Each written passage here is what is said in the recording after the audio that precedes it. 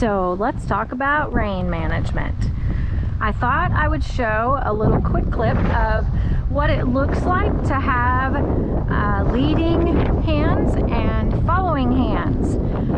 So one of the most common things I see, especially with young riders or beginning riders, people who might not be quite as confident in their riding, is that they're a little bit behind their horse with their hands. What that looks like from the horse's standpoint is that they're kind of always in their horse's face. My hands stay out here in front of my saddle and over my horse's shoulder. I kind of imagine this box right here as my zone, and I stay in that box. It just got super windy out here. Can you see that? Crazy. So as I'm asking my horse to do certain things, where my hands are positioned is very important. Now, I have her in a snaffle bit, therefore I'm using two hands, and that means that I have a direct rein. That would be the side that I signal with if I was gonna take a little contact here and say, hey, turn right. That would be my right rein, would be my direct rein. My left rein would become my indirect rein at that point. That means that I put a little give in that left rein and I allow my horse to do that right turn. If I change that, that means I'm gonna take up a little bit of left rein. I'm gonna have a very light, soft contact on my left rein, and my right rein becomes my indirect rein. Here's what happens to a lot of us as we ask our horse to go faster. We get behind them with our reins. And if you're behind your horse, if you're following your horse with your reins, two things happen. You don't have good directional control. You're behind your horse with your reins, so you're not going to be able to ask them to change direction should you need to. So if I were riding this horse and she got spooked or bothered by something and I was behind her, I would not be able to pick up a rein and say, hey, come this way, turn, because my hands would maybe be back here. Let's just see what that looks like. Do you see where my hands went? So my reins are too long and I'm way back here. My reaction, my response time, if my hands are back here, is far, far longer than if my hands are out here in front of me. I don't ride with a locked elbow. My elbows stay nice and soft, and I like to keep this little curve in my arm here. That helps me remember to be soft with my hands, my wrists, and my elbows. But this is a good, comfortable position for me, and my hands are out in front of me. Now, my horse is riding on a pretty long rein because right now we're just walking around and her head is kind of down and she's just kind of relaxed and long and loose. As I start to ask her to collect up a little bit, her head is going to come up.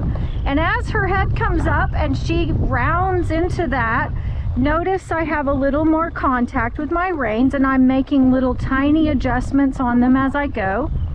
I have a little more contact and I'm asking her to lift her front end as I make that contact and bring that shoulder up. So what I'm going to do is I'm going to ask her to trot a little bit. See, the position of her head came up. And I'm just maintaining a very, very slight contact on that rein. I'm allowing the vibration of her trot, the movement of her trot, to just kind of play on that rein a little bit and provide a little light, soft contact. That then means that she's going to be way more responsive to me when I go to turn or I go to ask her for something else.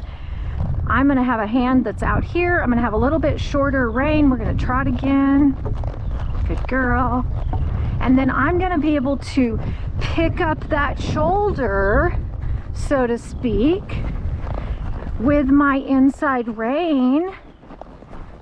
That's a nice leading hand right there. I'm directing her around this circle. I'm asking for that bend. I'm giving her a little more outside rein and I've got a little more hold on the inside. I'm going to change direction. so it's more visible because of her mane. So I've got a little more contact on that inside rein there. That's my left hand. That's really soft, Tucky. Thank you. Very nice.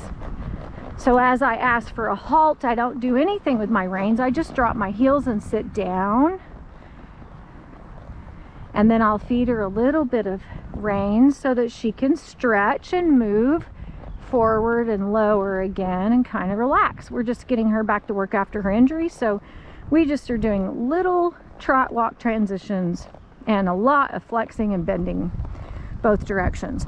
But that's what it looks like when I have a leading rein. So my leading hands are out here in front of me. I have a shorter rein. That means the distance between my hand and my horse's mouth is shorter. So my reins are shorter, but my hands are out in front of me so that I can lead, I can direct her. If my hands get back here, I'm following my horse. I have nowhere to go here. I can't really use my hands because they're in my stomach.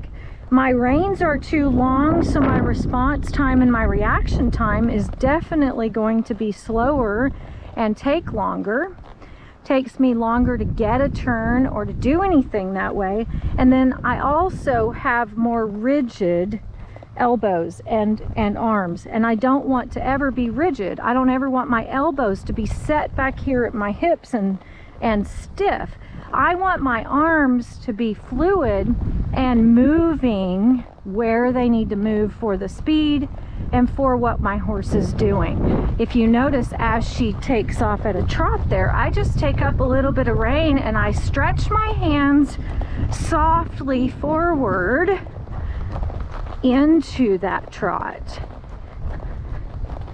And I'm keeping my hands just a little bit ahead so I can help her lift that shoulder and help her find that feel and that trot that I want. Now, if I want to pick up the pace at the trot, I'm going to lift my hands a little bit more so she lifts her shoulder and we can take off posting. Make a little bit of adjustment there.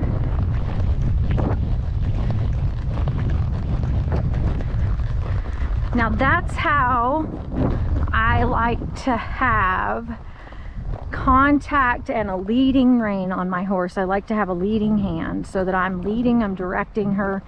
If I get behind her with my hands and my rein contact, then I'm following my horse. My horse is going to be doing things. I'm going to be playing catch up all the time.